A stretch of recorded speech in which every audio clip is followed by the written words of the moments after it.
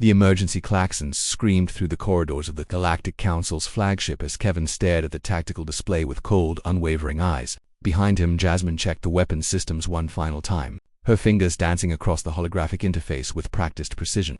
"All battle groups reporting ready, Commander," she said, her voice steady despite the magnitude of what they were about to do. Kevin nodded slowly, his jaw clenched. "Good. Send the message to Admiral Chen. Tell her we're in position." 5 years. It had been 5 years since the Council's betrayal, 5 years since they'd promised Earth protection from the Krell invasion, only to withdraw their fleets at the critical moment. 5 years since 3 billion humans had died while the Council watched from behind their shields, claiming political complications prevented their intervention. The Council had assumed Earth would fall. They'd already begun dividing humanity's colonies among themselves, carved up like spoils of war, but they had underestimated one critical factor: human adaptability, and the burning rage of a species that refused to die. "Visual confirmation," Jasmine reported. "The Council Armada is exactly where intelligence said they'd be. 200 capital ships, maybe 1,000 support vessels. Against our 50 dreadnoughts," Kevin mused. "They still think we're weak." Jasmine allowed herself a grim smile. They're about to learn otherwise. The Council had made their second mistake after the betrayal. They'd ignored Earth's frantic military buildup, while humanity mourned its dead, while the ashes still fell from nuclear winter skies. Earth's surviving engineers had been working. They'd taken every scrap of alien technology they'd ever traded for, reverse-engineered it, and improved upon it with human ingenuity and desperation.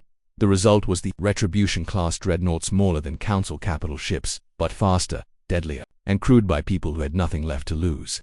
"Incoming transmission from the Council flagship," the communications officer announced. Kevin gestured for it to be displayed. The image of High Counselor Vexter appeared, his reptilian features arranged in what passed for a condescending smile among his species.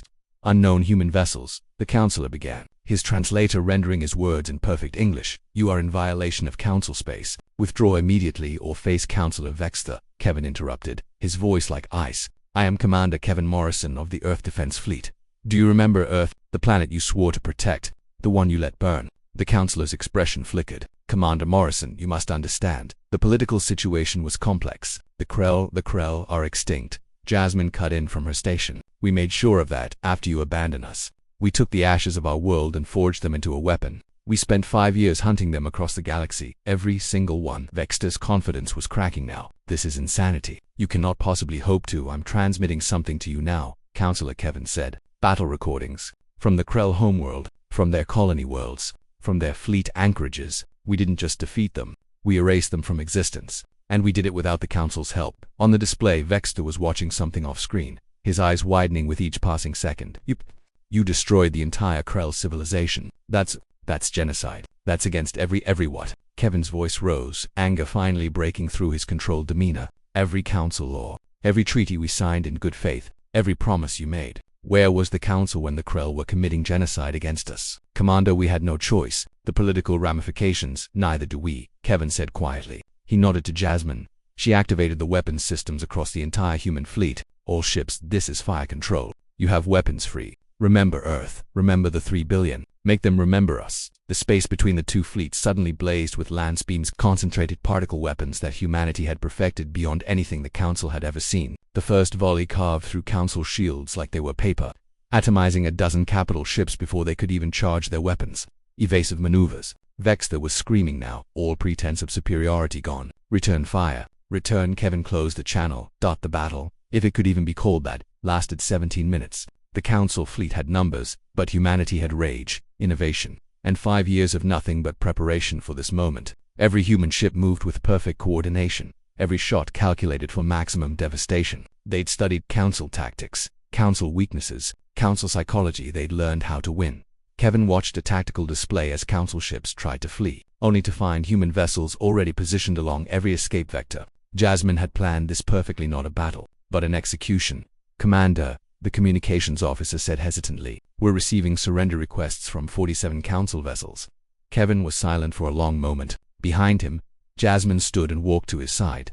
"The plan was total annihilation," she reminded him quietly. "They showed us no mercy." "I know," Kevin replied. "But that's what makes us different from them." From the Krell he took a breath. "Order all ships to accept surrenders. Take their crews prisoner. This ends today, but it ends with us still being human."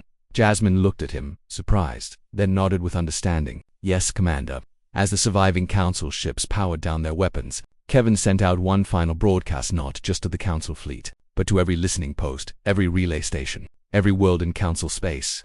This is Commander Kevin Morrison of Earth. The Council betrayed us. They left us to die. What we survived. We grew stronger. We hunted our enemies to extinction, and now we've broken the fleet you thought was invincible. He paused. Earth is no longer asking for a seat at your table. We're taking it. And if anyone threatens humanity again, what happened here today will seem like mercy. He closed the channel and looked at Jasmine. She met his gaze and saw something there beyond the rage, beyond the vengeance. She saw hope. Think they got the message? She asked. Kevin looked out at the debris field that had been the Council's mighty armada. Oh, they got it. Humanity is done being the victim. It's time they learned what we're really capable of.